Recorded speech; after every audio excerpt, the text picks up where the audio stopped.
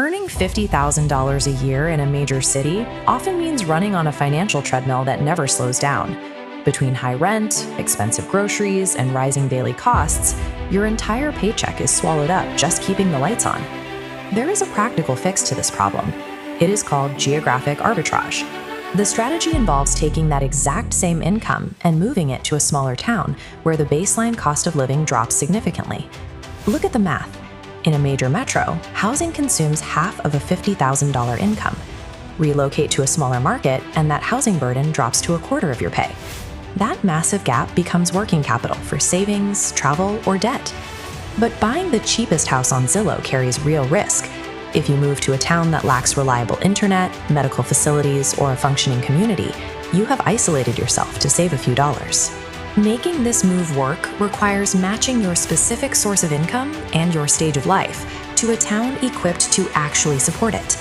Let's break down how to route your $50,000 to the correct location. We start with the remote worker.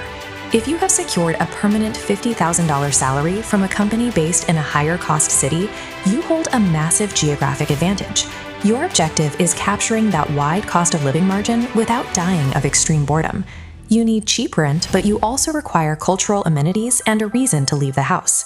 Clarksdale, Mississippi fits this profile. Housing here is deeply discounted compared to national averages, but it maintains an active cultural pulse driven by its rich blues music heritage and historic venues. Alternatively, Pittsburgh, Kansas offers a college town atmosphere. It provides a built-in calendar of local events and a growing economy, giving residents a lively environment without the big city price tag. The trade-off for remote workers is professional invisibility. Moving away from headquarters removes you from daily office interactions, and your entire livelihood depends on the strength of that small town's broadband infrastructure. Socially, the numbers game changes. Leaving a major metro drastically shrinks your in-person professional network and your local dating pool. For remote workers, success hinges on verifying internet speeds before signing a lease, and actively seeking out local community groups to fill the social gap. Next, we evaluate the fixed income retiree. You are operating on a strict pension or retirement draw of $50,000 a year. At this stage, income growth is no longer the objective.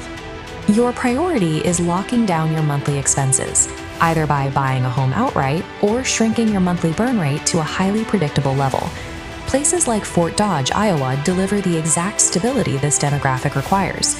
Housing prices remain low, and basic living expenses are highly manageable. Residents in these types of towns benefit from low utility costs, low crime rates, and immediate access to parks and outdoor recreation. But there is a glaring trade-off to retiring in a smaller market: healthcare access. You are exchanging the density of big city specialists for localized general medical care. Routine checkups are handled locally, but if you require specialized medical treatments, you might face a 2-hour drive to a major regional hospital.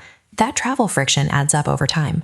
A retiree's decision comes down to a direct calculation: the massive financial relief of affordable housing weighed closely against your current and projected medical needs. Finally, we look at the budget-conscious family. You are looking to pack up entirely and tap into a new local economy. To make a single $50,000 income stretch for a household, you require specific structural supports: a realistically priced 3 to 4 bedroom home, cheap daily groceries, and reliable school districts. This makes towns like Enid, Oklahoma, and Decatur, Illinois, highly practical options. Both possess strong, stable economic bases, anchored in local industry and agriculture. They also deliver on the daily practicalities. These towns have enough density to support shopping centers, well-maintained parks, and year-round community events. The obstacle here is the job market itself. Securing a local role that pays a full $50,000 can be challenging, and the ceiling for future career growth is noticeably lower. While your paycheck goes incredibly far in these local markets, the inherently depressed wages mean scaling past your current income bracket will require significantly more effort than it would in a major city. Leaving an established urban network introduces real friction. You are dismantling your routine, which is why your destination must be carefully calculated. This decision tree maps out how to route your specific needs to the right town. It starts with your income source, splitting your options between a remote or fixed income and a local job. If you have a fixed or remote $50,000, the deciding factor becomes healthcare. If you need specialized care, stay near a metro. If you are healthy, you can safely chase the culture of Clarksdale or the quiet stability of Fort Dodge. If you need local employment, scenery takes a backseat. You must prioritize towns with industrial and agricultural stability like Decatur or Enid to ensure a steady paycheck. The reward for executing this correctly is reclaiming your time. You are removing the requirement to work 60 hours a week simply to survive in an expensive market. The cost of that freedom is effort. You are trading passive city consumption, where entertainment is brought to you, for active participation, where you have to create your own life and community.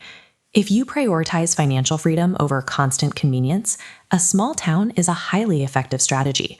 Just make sure your choice is based on your practical reality and not the romance of cheap real estate.